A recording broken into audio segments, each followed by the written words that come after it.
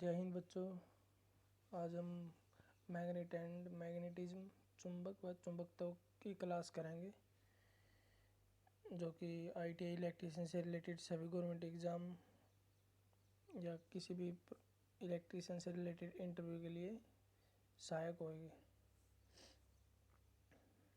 देख सकते हैं कि आप ये class lineman, ALM, electrical technician और ऑल इलेक्ट्रिकल गवर्नमेंट जॉब के लिए बेनिफिशियल रहेगी। चलो पढ़ते हैं। मैग्नेट। मैग्नीशिया नामक जगह पर मिला एक पत्थर जो लोहे को अपनी तरफ खींचता था, मैग्नेटाइट उसका नाम रखा गया। बाद में इसी का नाम मैग्नेट रखा गया। इसका उपयोग दिशा को पता करने के लिए भी करते हैं। जो नाविक है, नाविक इसका उपयोग है जो दिशा पता करने के लिए करते हैं। जैसे समुद्र में कहीं दिशा वो भटक जाते हैं तो क्या करते हैं, इस जो चुंबक की छड़ है ये इसमें चित्र में दिखाया भी गया है, ठीक है। इसको एक धागे से लटका दिया जाता है। इसका जो नॉर्थ पोल है वो नॉर्थ दिशा को इंडिकेट करेगा और साउथ पोल है जो साउथ दिशा को इंडिकेट करेगा। इसमें दो पोल होते हैं, नॉर्थ पोल और साउथ पोल, ठीक है। पोल क्या होता है, चुंबक का वह हिस्सा जहाँ चुंबक सबसे ज़्यादा रहता है। इसके जो सेंटर है, सेंटर में चुंबक बहुत कम रहता है, जो अक्ष रेखा होती है इस पे। और सबसे ज़्यादा चुंबक कहाँ रहता है, साउथ पोल और नॉर्थ पोल पे। नाविकों ने इसका नाम लॉर्ड स्टोन भी रखा गया, क्योंकि ये इसलिए ही रखा गया, उनके लिए भगवान ही। अगर वो खो जाते हैं और उसको कहीं रास्ता मिल जाता है, चुंबक की वजह से उनको दिशा मिल जाती है, तो इसलिए इनको लॉर्ड स्टोन भी कहा जाता है इसको। ये बता दिया कि रस्सी से मैग्नेट को लटकाने पर चुंबक का नॉर्थ पोल उत्तर दिशा को और साउथ पोल दक्षिण दिशा को निर्देश करता है। Type of magnet. मैग्नेट कितने प्रकार के होते हैं, जैसे एक नेचुरल चुंबक होता है और एक आर्टिफिशियल होता है। नेचुरल चुंबक प्राकृतिक चुंबक, यह प्रकृति से मिलता है, खानों को खुदाई से मिलता है, ठीक है। ये खानों में मिलता है जो नेचुरल चुंबक होता है। मैग्नेटाइट प्राकृतिक चुंबक का ही एक उदाहरण है। यह भारत में तमिलनाडु और उड़ीसा में मिलता है। अब आ गया आर्टिफिशियल मैग्नेट। आर्टिफिशियल मैग्नेट कैसे बनाते हैं हम, देखिए। इसके इसको अलग अलग तरीके से बनाते हैं। अभी इसको सिर्फ टाइप बताए हैं, इसको एक्सप्लेन आगे करेंगे। पहले स्थायी चुंबक और या परमानेंट मैग्नेट को एक्सप्लेन करते हैं। ऐसा पदार्थ जिसके ऊपर लिपटी कोयल में केवल एक बार सप्लाई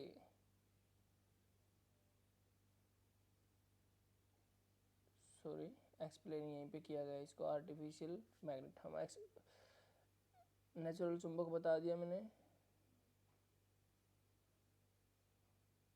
स्टार्ट। आर्टिफिशियल मैग्नेट, कृत्रिम चुंबक, इसको अलग अलग तरीके से बनाते हैं, ठीक है। आर्टिफिशियल मैग्नेट के भी दो प्रकार हैं, एक परमानेंट मैग्नेट और एक टेम्परेरी मैग्नेट। पहले हम परमानेंट मैग्नेट पढ़ लेते हैं। स्थायी चुंबक, ऐसा पदार्थ जिसके ऊपर लिपटी कोयल में केवल एक बार सप्लाई ऑफ करंट देने से उस पदार्थ में चुंबकत्व का गुण आ जाता है और यह चुंबकत्व सप्लाई बंद करने के पर बना रहता है। अगर सप्लाई को बंद भी कर देवा ना तो चुंबक इसमें बना रहता है और लंबे समय तक इंड्यूस्ड EMF से जो चुंबक आ जाता है इसमें कोयल में, तो उसमें चुंबक बना रहता है लंबे समय तक। सप्लाई बंद करने के बाद भी इसमें चुंबक नहीं जाता। अभी पढ़ेंगे आर्टिफिशियल मैग्नेट। आर्टिफिशियल मैग्नेट तो हमने पढ़ दिया। आर्टिफिशियल मैग्नेट का चुंबक परमानेंट मैग्नेट पढ़ दिया। अभी आगे पढ़ते हैं हम।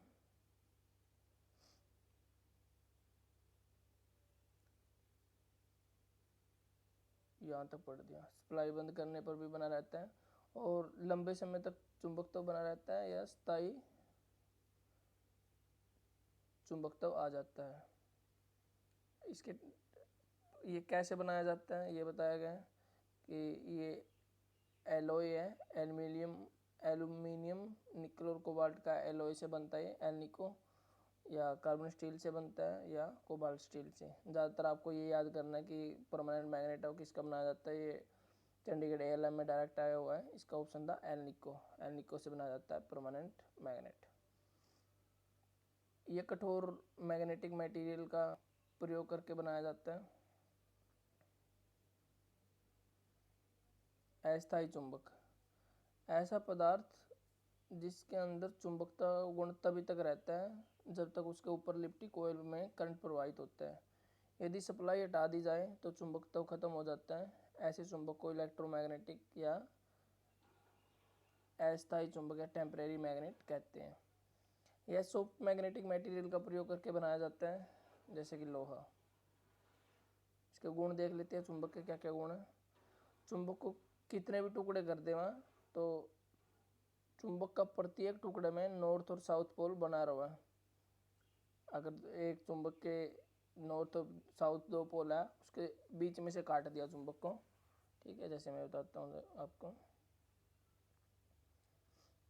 जैसे ये चुंबक हो गया, चुंबक छड़ हो गए, अगर इसको बीच में से काट देते हैं हम, इधर से काट दिया, तो ये दो भागों में बढ़ जाता है। एक ये हो गया और एक ये हो गया। जैसे कि इस चुंबक की दो, एक नॉर्थ पोल ये था, साउथ पोल ये था, इसको बीच में से काटने के बाद भी इस इन दोनों चुंबक के नॉर्थ पोल और साउथ पोल अलग अलग बन जाते हैं, नॉर्थ साउथ। तो प्रत्येक चुंबक का नॉर्थ साउथ अपना बन जाता है हर एक चुंबक को टुकड़े करने के बाद भी। सेम पोल सेपरेशन प्रतिकर्षण का बल लगाता है, और अपोजिट पोल होता है वो अट्रैक्शन का बल लगाता है। जैसे कि बताता हूँ मैं, जैसे ये एक चुंबक हो गया और ये एक चुंबक हो गया, ये हो गया नॉर्थ पोल,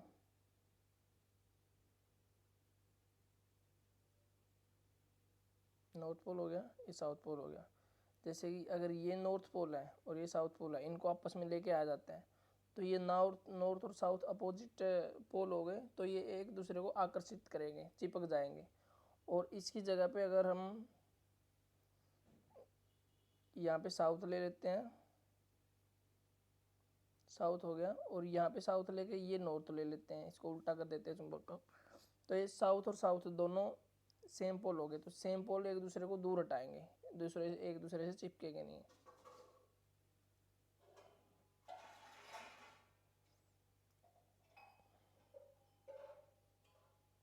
अपोजिट पोल क्या करेंगे, अट्रैक्ट करेंगे। नॉर्थ और साउथ पोल अगर एक दूसरे के पास आते हैं तो चिपक जाएंगे, अगर साउथ और साउथ या नॉर्थ और नॉर्थ आते हैं तो एक दूसरे को दूर हट जाएंगे। ये दिशा बताते हैं, जैसे कि मैंने स्टार्टिंग में बताया कि नाविक इसका यूज करते हैं दिशा याद करने में, या कहीं डेजर्ट में चले जाते हैं, खो जाते हैं, तो इसमें दिशा पता करने के लिए भी इसका यूज कर सकते हैं। चुंबक को पटकने या पीटने से उसका चुंबकत्व का गुण कम हो जाता है, ठीक है। इसको पटकना या पीटना नहीं चाहिए चुंबक को, इसका जो मैग्नेटिज्म के गुण है वो ख़त्म हो जाते हैं या कम हो जाते हैं, वो अच्छे से काम नहीं करता। ये इसको गर्म भी नहीं करना चाहिए, गर्म करने से भी इसके जो मैग्नेटिज्म के गुण हैं वो कम हो जाते हैं। आकृति के आधार पर चुंबक का वर्गीकरण किया गया है। आकृति के आधार पर दो प्रकार का होता है चुंबक, एक बार मैग्नेट, एक हॉर्सशू मैग्नेट। बार मैग्नेट होता है, ये दिया गया है, जैसे एक ऐसे आयताकार होता है, लंबी सी छड़ के आकार का, इसके दो पोल होते हैं, नॉर्थ पोल और साउथ पोल, ठीक है। या ये ऐसे भी हो जाता है, सिलेंड्रिकल टाइप। अभी हॉर्सशू मैग्नेट है, यह घोड़े के नाल जैसा होता है, जिसे यू शेप मैग्नेट भी कहते हैं, ठीक है। घोड़े की नाल का मतलब ये है कि जैसे घोड़े का पैर होता है ना, उसके नीचे ये ऐसे गोलाकार होता है उसका पाँव, ठीक है, और पाँव के नीचे एक लोहे का वो लगाया जाता है, इसको खुर्री बोलते हैं हमारे इधर। तो उसी शेप का ये मैग्नेट होता है, जिसका ये नॉर्थ पोल आपको दिखाया गया, इसमें एक पोल नॉर्थ होता है, एक साउथ होता है।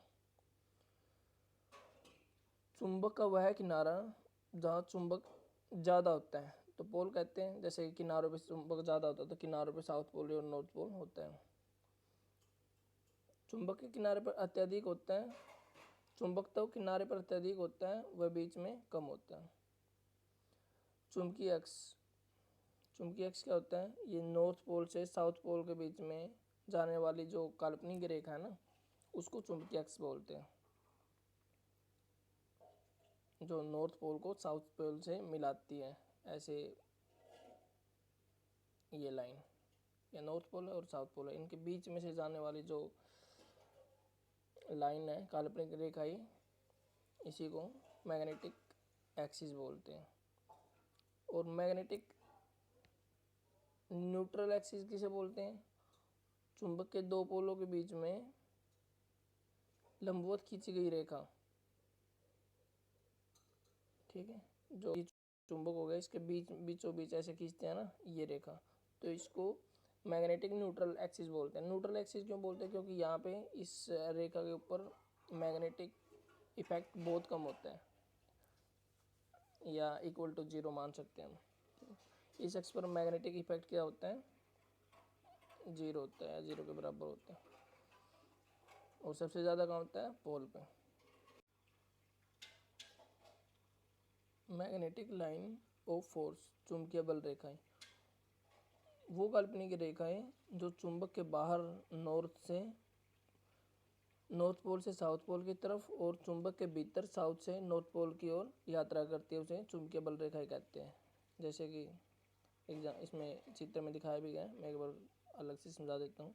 जैसे ये चुंबक हो गया, ठीक है, इसका ये नॉर्थ पोल हो गया, ये नॉर्थ पोल हो गया, ये साउथ पोल हो गया ठीक है। तो चुंबकीय रेखाएं क्या करती हैं? जैसे कि चुंबक के अंदर, ये अंदर हो गया, यहाँ से बाहर निकलती है नॉर्थ से, ठीक है, ये निकल रही है बाहर। और साउथ से क्या करती है? साउथ से अंदर जाती है ये ऐसे, और ये घूमकर ऐसे आती है, ये नॉर्थ से बाहर निकली और साउथ से अंदर आ रही है ऐसे। ये यही रेखाएं चुंबकीय बल रेखाएं कहलाती है, ये काल्पनिक होती हैं, ठीक है। ये ऐसे नॉर्थ से बाहर निकली, ये निकली इधर से बाहर, और साउथ से जो चुंबक से बाहर क्या कर रही है? नॉर्थ से बाहर निकल रही है और साउथ से अंदर जा रही है। और चुंबक के अंदर क्या कर रही है? साउथ से नॉर्थ की तरफ गति कर रही है, ठीक है। ये मैग्नेटिक लाइंस ऑफ फोर्सेस बोलते हैं इनको। ये बंद परिपथ बनाती हैं, ये कभी भी एक दूसरे को नहीं काटती है, ये एक दूसरे के पैरेलल होती है, ठीक है, एक दूसरे के समांतर होती है। ये रेखाएं एक दूसरे को अनंत पर काटती है। अनंत पर काटने का मतलब ये है कि जहाँ तक हम देख सकते हैं या हम फाइंड कर सकते हैं, तो ये एक दूसरे को नहीं काटती।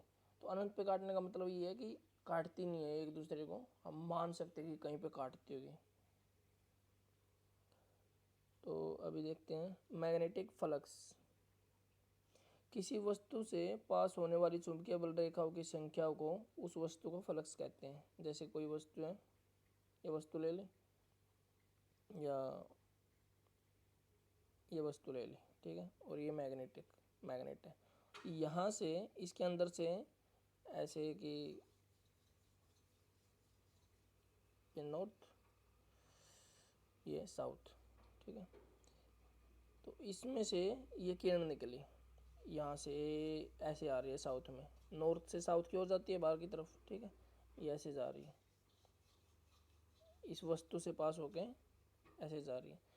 जैसे कि इस वस्तु से जितनी किरणें पास होकर साउथ में जा रही है ना, इस वस्तु से जितनी किरणें पास हो रही है, जैसे एक ये होगी, एक ये होगी, एक ये होगी और एक ये होगी, 4 लाइनें जा रही है, तो इसका मैग्नेटिक फ्लक्स 4 हो गया, ठीक है। तो ये इसमें बताया गया किसी वस्तु से पास होने वाली चुंबकीय बल रेखाओं की संख्या को उस वस्तु का फ्लक्स कहते हैं, ठीक है।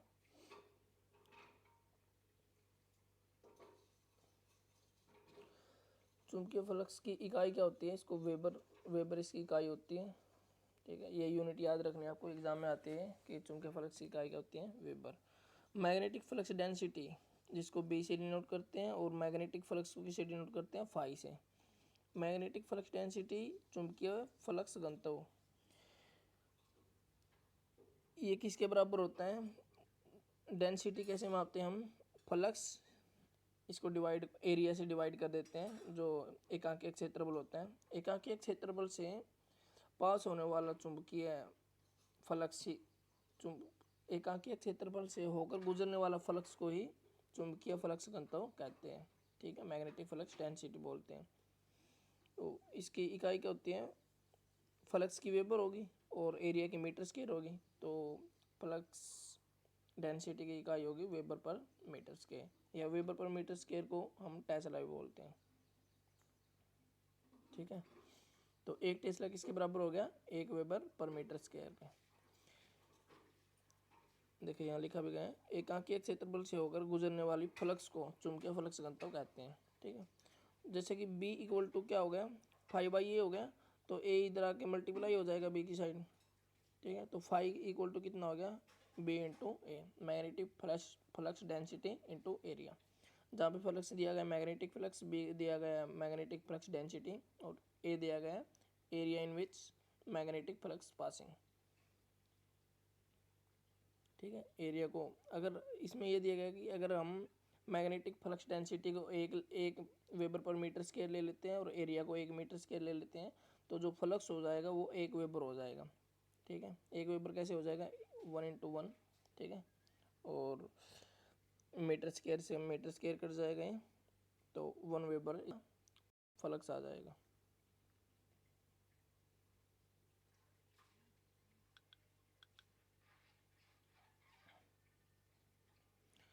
मैग्नेटिक मूविंग फोर्स, MMF, चुंबकीय वाहक बल। ठीक है, MMF जिम्मेदार होता है कि कोयल में कितना फ्लक्स आएगा। और जैसे कि इलेक्ट्रिक फील्ड में वोल्टेज होता है, ऐसे ही MMF होता है मैग्नेटिक फील्ड में। MMF इक्वल किसके होता है? I इंटू एन, जहाँ पे I क्या है? करंट है, और N है टर्न्स की संख्या। ठीक है, ये टर्न्स है, यहाँ पे कोयल है, इसके कितने टर्न, कितने घुमाव दिए गए हैं, और उसको गुणा किया जाता है I, जिसमें जितनी उसमें करंट जा रही है।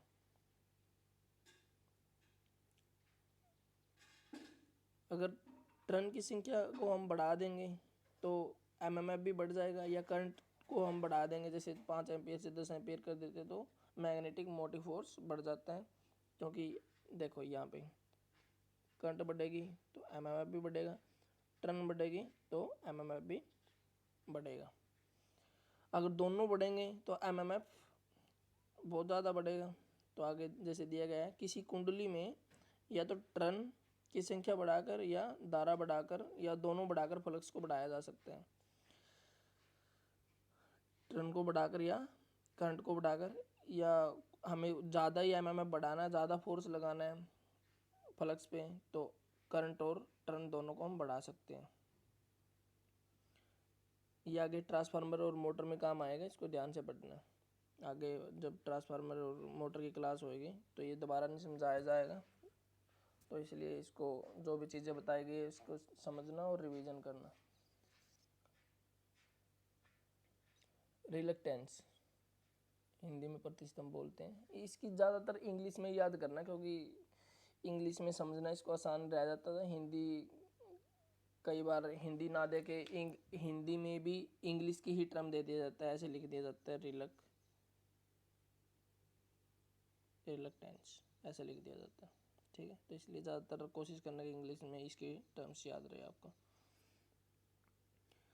रिलक्टेंस पढ़ते हैं। कुंडली का वह गुण जो अपने अंदर से गुजरने वाले चुंबकीय फ्लक्स के रास्ते में बाधा उत्पन्न करता है। जैसे कि करंट फील्ड में बात करें तो हम करंट में बाधा उत्पन्न कौन करता है? रेजिस्टेंस। और ऐसे ही मैग्नेटिक फील्ड में बाधा उत्पन्न कौन करता है? रिलक्टेंस। ठीक है, करंट में रेजिस्टेंस बाधा उत्पन्न करता है, और मैग्नेटिक फील्ड में रिलक्टेंस बाधा उत्पन्न करता है। ये सिमिलर होता है करंट में और मैग्नेटिक फील्ड में देखते हैं तो रिलक्टेंस सिमिलर होता है किसके? रेजिस्टेंस के। ठीक है, जैसे जैसे लिखा गया इसमें, एक्सप्लेन अच्छे से किया गया ताकि समझ में आ सके, कोई चीज़ रह ना जाए। जैसे करंट के रास्ते के अवरोध को रेजिस्टेंस कहते हैं, ऐसे ही मैग्नेटिक फील्ड के रास्ते के अवरोध को रिलक्टेंस कहते हैं। या कुंडली द्वारा मैग्नेटिक फ्लक्स के रास्ते में डाला गया अवरोध रिलक्टेंस कहलाता है। कैसे समझेंगे? जैसे कि ये फ्लक्स, जैसे कि ऊपर दिया गया है, ये फ्लक्स इसमें से कुंडली में से जा रहा है, ठीक है, ये ऐसे नॉर्थ से होकर साउथ में जा रहा है, लेकिन ये इस कुंडली से होकर आ रहा है, ठीक है, ये ऐसे आ रहा है, ऐसे ऐसे, ये ऐसे, ठीक है।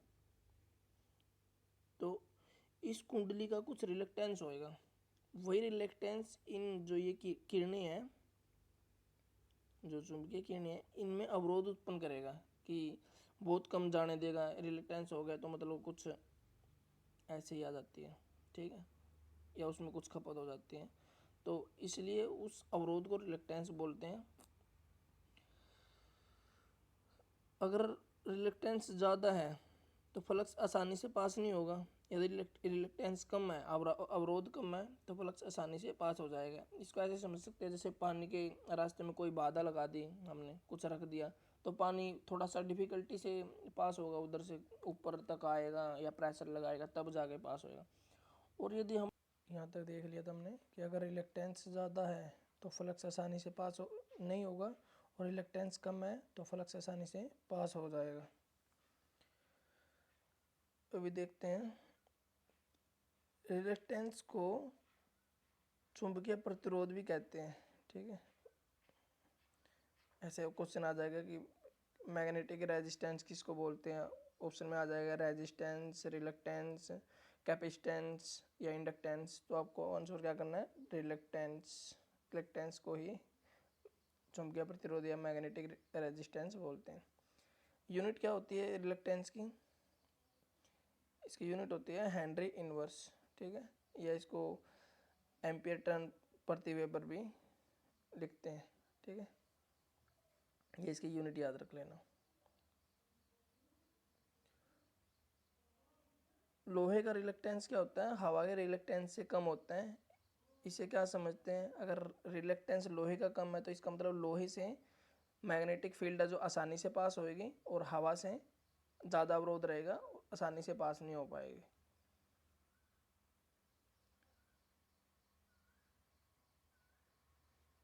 इस रास्ते में हवा होगी तो फ्लक्स सेकेंडरी वाइंडिंग तक नहीं पहुंच पाएगी। ये ट्रांसफार्मर का फिगर बनाया हुआ है, इधर देख लेना। ट्रांसफार्मर में अच्छे से समझा देंगे ये क्या चीज़ है, यहाँ पे सिर्फ रिलक्टेंस को ही समझिएगा। अगर रास्ते में क्या होगी, हवा का रिलक्टेंस ज़्यादा, तो हवा से हम पास करवाएंगे, जैसे कि एक कुंडली से ये प्राइमरी कोयल है और ये सेकेंडरी कोयल है, तो यहाँ बीच में कोई अगर हम कोर यूज ना करें, कोर यूज करते हैं ट्रांसफार्मर में, तो उस कोर को हटा दे तो हवा से मैग्नेटिक फ्लक्स है वो पास ही नहीं हो पाएगा, या होएगा तो बहुत ही कम हो पाएगा, जिससे हमारा काम नहीं चलेगा। तो इसलिए लोहे का यूज़ करते हैं कोर के रूप में, जिससे फ्लक्स आसानी से प्राइमरी वाइंडिंग से सेकेंडरी वाइंडिंग तक चला जाता है। प्राइमरी वाइंडिंग से फ्लक्स को पूर्णतः सेकेंडरी वाइंडिंग तक पहुंचाने के लिए दो कोयल के बीच कोर लगा देते हैं, लोहा या सिलिकॉन स्टील की जो कोर बनी होती हैं ट्रांसफार्मर की कोर, ठीक है। फैराडे का चुंबकीय प्रेरण नियम के अनुसार प्राइमरी वाइंडिंग से फ्लक्स सेकेंडरी वाइंडिंग में जाते हैं, ठीक है। और फैराडे का चुंबकीय प्रेरण नियम या तो पढ़ा दिया होगा, नहीं पढ़ाया होगा तो आपको पढ़ा दिया जाएगा, ठीक है। इसमें क्या होता है, एक कुंडली में करंट देते हैं तो उसके पास जो कि फिजिकली अटैच नहीं होती, उसके फिजिकली अटैच ना होते हुए सेकेंडरी वाइंडिंग में करंट आ जाता है due to following magnetic flux, ठीक है। फ्लक्स सेकेंडरी में आ जाता है, सेकेंडरी वाइंडिंग में जाता है, इलेक्ट्रिक मोटिव फोर्स पैदा हो जाता है, ईएमएफ पैदा हो जाता है, ठीक है। एक ये लगा लो कि वोल्टेज पैदा हो जाती है, ठीक है, ईएमएफ को वोल्टेज ही बोलते हैं हम। तो करंट ईएमएफ आएगी तो करंट भी आएगा और उपकरण के लिए सप्लाई उपलब्ध हो जाएगी, ठीक है। ये कुछ ऐसा है, अगर मैं आपको समझाऊं तो जैसे कि एक ये हो गया,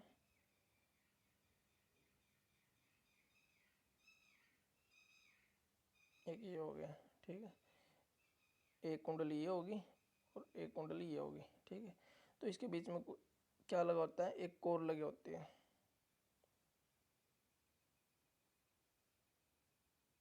ऐसे कोर लगी होती है एक, ठीक है।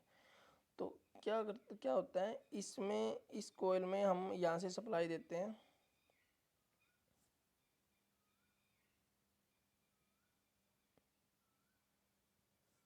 ठीक है। यहाँ पे लगा लो हमने सप्लाई दे दिया, ठीक है। यहाँ पे सप्लाई दी तो इसमें करंट आएगा, करंट आएगा तो मैग्नेटिक फ्लक्स आएगा कुंडली में, इस कोयल में, ठीक है। मैग्नेटिक फ्लक्स आएगा तो फ्लक्स क्या करेगा, वो घूमेगा, और घूमेगा तो ये लोहे के पथ से ऐसे सेकेंडरी वाइंडिंग तक चला जाएगा, ठीक है। सेकेंडरी वाइंडिंग तक फ्लक्स जाएगा तो सेकेंडरी वाइंडिंग में क्या आ जाएगा, एक इंड्यूस्ड ईएमएफ आ जाती है, ईएमएफ आ जाती है मतलब वोल्टेज आ जाती है। वोल्टेज आएगी तो उसके साथ करंट आएगा, और करंट आएगी तो ये हमारा अगर परिपथ में इधर लोड लगा हुआ है, ठीक है, एक सेकेंड, ये मान लो ये लोड लगा हुआ हमारा, ठीक है। तो लोड का मतलब क्या है, यहाँ पे एक बल्ब लगा हुआ है या कुछ भी लगा हुआ है, तो इस चुंबकत्व के कारण ही ये बल्ब जग जाएगा, ठीक है।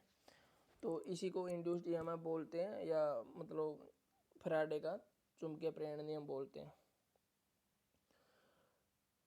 अच्छे से इसको ट्रांसमिटर में समझाएंगे आपको, अभी सिर्फ रिलेक्टेंस के बारे में समझिए आप, और जो रिलेक्टेंस कैसे काम करता है, या मतलब कम और ज़्यादा होता है तो उसका क्या इफेक्ट होता है, वो समझाने का प्रयास किया जा रहा है यहाँ पे, ठीक है। ट्रांसफार्मर के कोर का काम क्या होता है, ये लो रिलेक्टेंस पाथ देना होता है, क्योंकि अगर ये यूज नहीं करेंगे तो एयर होएगी, एयर में हाई रिलेक्टेंस पाथ होएगा, रास्ता होएगा फॉर मैग्नेटिक फ्लक्स, ठीक है।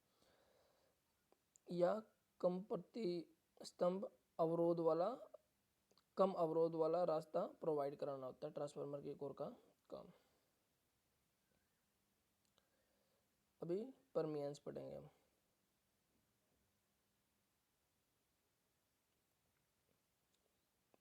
परमियंस, प्रवेश्यता। परमियंस क्या होता है, एक बटे रिलेक्टेंस होता है। जैसे रिलेक्टेंस अवरोध उत्पन्न करने को बोलते हैं, परमियंस क्या बोलते हैं कि कितनी सुगमता से करंट उसके अंदर से बह जा रही है। जैसे कि हमने कोर का बताया कि कोर में कितनी सरलता से बह जा रही है, उसको मापने को ही हम परमियंस बोलते हैं, ठीक है। एक बटे रिलेक्टेंस होता है, रिलेक्टेंस बोले तो अवरोध, और परमियंस बोले तो सुगमता। रिलेक्टेंस बोले तो जैसे कि पानी के रास्ते में अवरोध उत्पन्न कर दिया, और परमियंस बोले तो जैसे कि ढलान बना दिया पानी के लिए, कि सुगमता से आसानी से पानी बह जाए, या आसानी से, अगर इसमें मैग्नेटिक फ्लक्स के टर्म में बोले तो आसानी से फ्लक्स बह जाए, उसको परमियंस बोलते हैं, ठीक है। यूनिट क्या हो जाती है, एक बटे रिलेक्टेंस। रिलेक्टेंस की यूनिट कितनी थी, हेनरी इनवर्स। और हेनरी इनवर्स को अगर हम जैसे एक बटे हेनरी इनवर्स करेंगे, ठीक है, हेनरी इनवर्स, तो ऊपर जाए क्या हो जाएगा, ये हेनरी हो जाएगा। तो एक बटे रिलेक्टेंस ही तो है परमियंस की, तो इसको हेनरी इसकी यूनिट हो जाएगी, या वेबर पर एम्पियर टर्न हो जाएगी। एनालॉजी, एनालॉजी मतलब इसकी सिमिलरिटी, जो मैग्नेटिक फ्लक्स के कुछ टर्म्स हैं उसको कंपेयर करेंगे मैग्नेटिक, उसको कंपेयर करेंगे इलेक्ट्रिकल करंट से।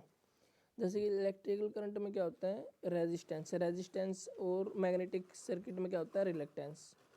जैसे ही रेजिस्टेंस काम करता है इलेक्ट्रिक करंट सर्किट में, ऐसे ही रिलेक्टेंस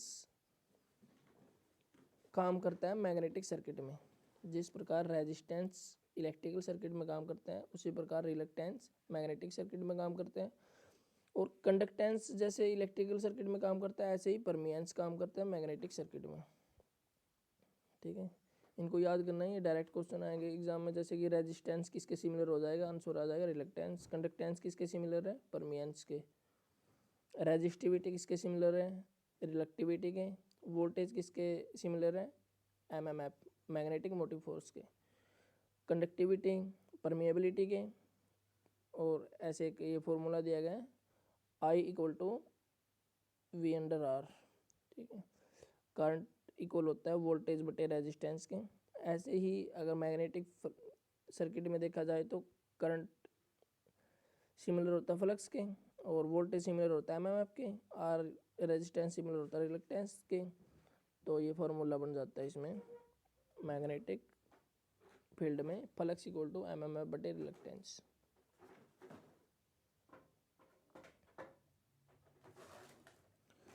परमिएबिलिटी, ये तो हमने एक सेकेंड, हाँ इसकी डेफिनेशन देख लेते हैं अब। ये किसी पदार्थ की अपने अंदर से फ्लक्स को आसानी से पास कराने की काबिलियत होती है, ठीक है। कितनी आसानी से फ्लक्स अपने अंदर से गुजरने देता है कोई भी पदार्थ। परमिएबिलिटी को म्यू से दर्शाते हैं, और फ्लक्स आसानी से पास होगा अगर परमिएबिलिटी हाई होगी। अगर परमिएबिलिटी लो होगी तो फ्लक्स आसानी से पास नहीं होएगा। यूनिट ऑफ परमिएबिलिटी क्या होता है? हेनरी पर मीटर, ठीक है। जैसे कि परमियंस की यूनिट क्या थी? हेनरी थी ना। ऐसे ही परमिएबिलिटी क्या होता है? प्रति मीटर, किसी पदार्थ का 1 मीटर में फ्लक्स बहने की सुगमता, तो हेनरी पर मीटर इसकी यूनिट हो जाती है।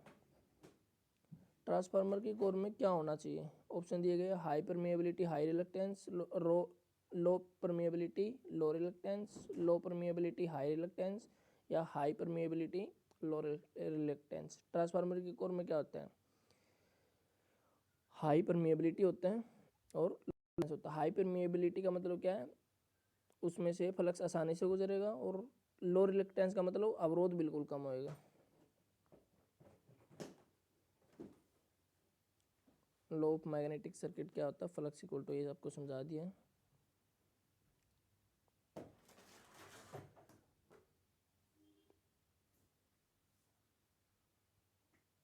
एक बार देख लो इसको भी।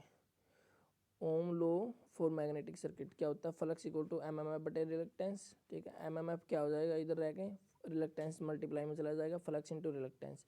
रिलक्टेंस इधर रह जाएगा तो एमएमएफ बटे फ्लक्स हो जाएगा, ठीक है। तो एमएमएफ को क्या लिखते हैं हम? I into N, current into turns की संख्या, बटे फ्लक्स को weber, ampere turn into weber इसकी यूनिट हो जाती है। किसकी हो जाती है? रिलक्टेंस की। रिलक्टेंस की 2 यूनिट है ना, एक हेनरी इनवर्स और एक एम्पियर टर्न प्रति वेबर। अब रिलक्टिविटी पढ़ेंगे। रिलक्टिविटी क्या होती है? परमिएबिलिटी का इनवर्स होती है 1 बटे में परमिएबिलिटी। परमिएबिलिटी को म्यू से दर्शाते हैं, रिलक्टिविटी का इनवर्स होता है परमिएबिलिटी। यूनिट ऑफ रिलक्टिविटी क्या होता है? जैसे कि परमिएबिलिटी की यूनिट क्या थी? हेनरी पर मीटर, तो रिलक्टिविटी इनवर्स होती है तो 1 बटे हेनरी पर मीटर इसकी यूनिट हो जाती है। या इसको मीटर को ऊपर लेके चले जाते हैं तो क्या हो जाता है? मीटर पर हेनरी, या मीटर पर हेनरी, या हेनरी को ऊपर लेके इसको इनवर्स में भी लिख सकते हैं। ऐसे ये सिर्फ कैलकुलेशन आप देख सकते हैं इसको करके। तो एक यूनिट ये हो जाएगी मीटर इंटू हेनरी इनवर्स। ये दोबारा बताया गया इलेक्ट्रिक सर्किट में अगर कंडक्टिविटी है तो मैग्नेटिक सर्किट में परमिएबिलिटी सिमिलर होएगी, रेजिस्टिविटी है तो रिलक्टिविटी की सिमिलर होएगी मैग्नेटिक सर्किट में। ये बेस है ट्रांसफार्मर और मोटर का, क्योंकि अगर ये नहीं आएगा कि परमिएबिलिटी क्या है, रिलक्टिविटी क्या है, परमियंस क्या है, ठीक है, और फ्लक्स क्या है, फ्लक्स डेंसिटी क्या है, तो ट्रांसफार्मर और मोटर में भी प्रॉब्लम हो गया आपको समझते टाइम। तो ये बेस है, इसको आपको अच्छे से कर लेना है। और किसी प्रकार का कोई डाउट रहता है तो आप कमेंट में पूछ सकते हैं, उसका आंसर जल्दी से जल्दी दे दिया जाएगा। मेरा यही प्रयास रहेगा कि मैं आपको एग्ज़ाम के लिए जो भी बेस्ट कंटेंट होगा वो अच्छे से प्रोवाइड करवाऊँ, अगर ठीक है। और डायरेक्ट क्वेश्चन इसमें से ये बन जाएंगे कि परमानेंट मैग्नेट है, टेम्परेरी मैग्नेट है, उसका क्या काम है, कैसे बनता है, ठीक है। परमानेंट मैग्नेट जैसे आपको बताया था एल्निको का बनता है। टेम्परेरी मैग्नेट कैसे बनता है कि उसमें से धारा प्रवाहित करवाते हैं और धारा हटाने के बाद जब उसमें से सप्लाई नहीं दी जाती तो वो चुंबकत्व भी उसका ख़त्म हो जाता है। परमानेंट का क्या होता है, एक बार सप्लाई दी और उसके बाद सप्लाई देने हटाने के बाद उसमें मैग्नेटिज्म बना रहता है। ठीक है, तो ये याद कर लेना आपको।